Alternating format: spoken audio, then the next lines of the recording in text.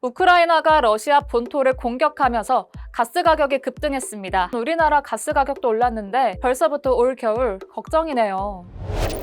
18일 대외경제정책연구원에 따르면 우크라이나군은 러시아 본토 공격을 통해 쿠르스크 지역 수두자마를 위치한 가스 운송 허브를 장악했습니다. 이번 기습 장악으로 유럽 내 천연가스 가격이 크게 상승해 지난해 12월 이후 처음으로 메가와트 시당 40유로를 돌파했습니다. 분석가들은 현재 유럽의 가스 저장 수준이 86% 이상으로 5년 평균인 78%를 초과하고 있기 때문에 다가오는 겨울 유럽의 가스 공급에 큰 영향은 없을 것이라고 전망했는데요. 자세한 내용 조태현 기자에게 물었습니다.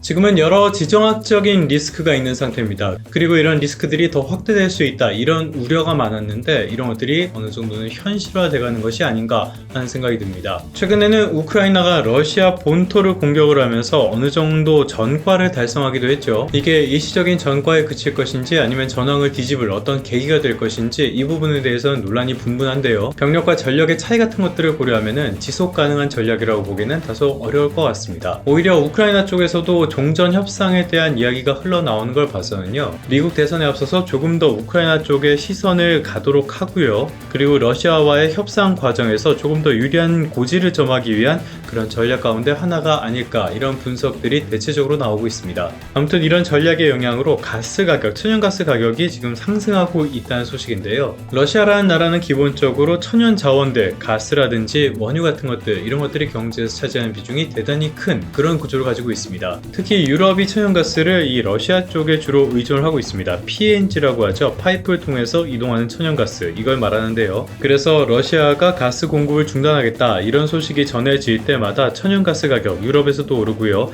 이게 전체적으로 영향을 미치다 보니까 전반적인 천연가스 가격이 오르는 모습들이 여러 차례 연출이 됐었습니다. 지금 당장으로서는 이런 가스 공급에 문제가 생겼다, 이런 상황은 아닌데요. 교전이 이어지다 보면 가스관 쪽에 손상이 생길 수도 있고요. 이런 것들이 공급 중단으로 이어질 수 있다는 그런 우려가 깊게 작용을 하고 있다라고 볼 수가 있겠습니다. 이건 다시 말하자면 러시아와 우크라이나의 이런 교전 상황이 더 길어지게 된다면요, 상황이 더 나빠질 가능성도 충분히 있다는 뜻이기도 합니다. 그런데 문제라면은 이런 지정학적인 변수, 지정학적인 리스크가 여기에만 있는 건 아니라는 점입니다. 이거는 월스트리트 저널 기사인데요. 지금 지정학적인 리스크의 한 축은 바로 중동 쪽이라고 볼 수가 있겠죠. 이스라엘은 선을 넘어도 한참 넘은 지가 오래됐고요. 이란은 여기에 대해서 보복을 천명한 상태입니다. 물론 개혁파로 분류되는 페제시키안 대통령, 이렇게까지 상황이 확대되는 것을 그렇게까지는 원치 않는 듯한 분위기가 감지가 됩니다. 그렇다고 해도요, 이란은 기본적으로는 신정국가의 형태를 가지고 있습니다. 그래서 종교 최고 지도자의 개념으로 라흐바르라는 자리가 있거든요. 사실상 최종 결정권자라고 보면 되겠는데요. 여기에 이란 내 강경파 문제도 있어서 이 사안이 어떻게 전개될지 이런 부분들은 예측하기가 쉽지가 않습니다. 만약에 이스라엘과 팔레스타인 무장정파 하마스 양쪽 가운데 한쪽만 좀 제정신이라면 이 사안이 조금 더 빠르게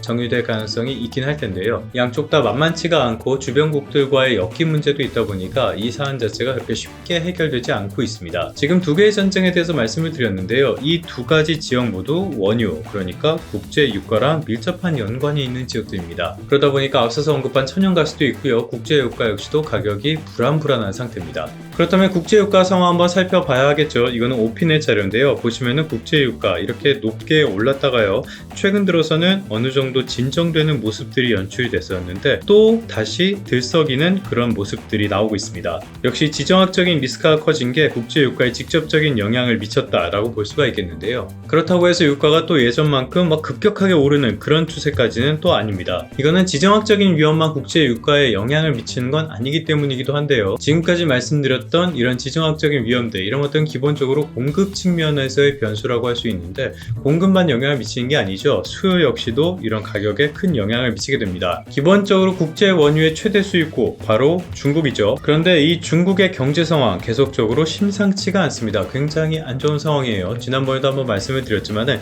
여러 가지 지표들을 보면은 개선되는 측면도 있긴 한데 대체적으로는 시장 예상치를 밑돌고 있고요.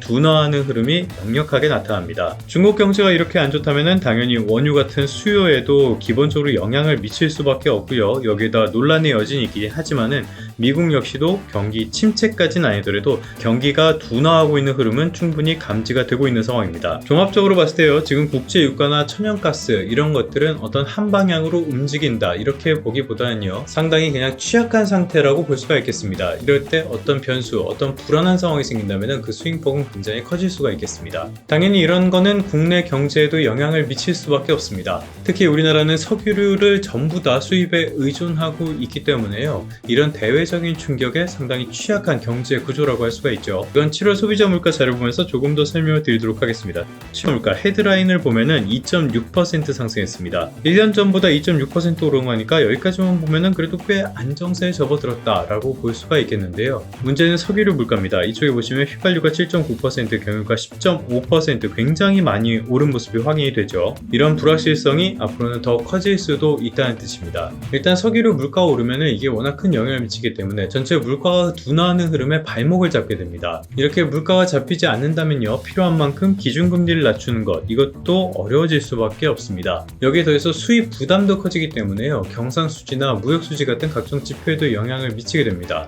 경기 회복에 발목을 잡을 수밖에 없다는 건데요, 또 여기에 더해서 유류세 인하 같은 조치까지 연장을 하게 되면요, 이런 것들은 세수에도 영향을 미치게 됩니다. 결론적으로 봤을 때 지금 우리나라를 둘러싼 대외 환경, 이런 것들은 썩 좋은 상황은 아니라고 할 수가 있겠습니다. 지정학적인 리스크가 계속 커지고 있고요, 중국 경기는 안 좋은데 그렇다고 회복될 조짐도 보이지 않고 있고, 여기에 국제 유가까지 불안정하다는 것은 굉장히 국내 경제에는 별로 좋지 않은 신호라고 볼 수가 있겠습니다. 이런 부정적인 시나리오가 현실화가 된다면요, 당연히 금융시장에도 영향이 갈 수밖에 없는데요, 이런 흐름도 잘 지켜보면서 대응을 해나가시기를 바라겠습니다.